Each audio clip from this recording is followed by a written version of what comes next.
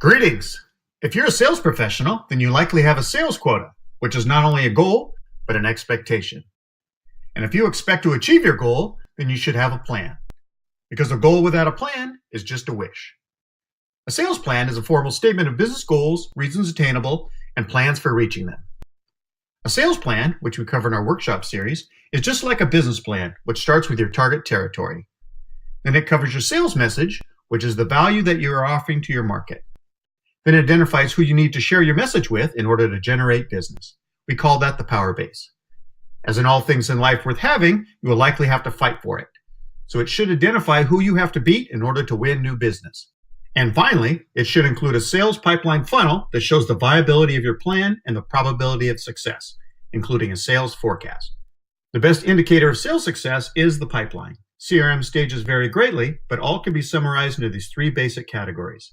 You have to feed the top, advance the middle, and close the bottom.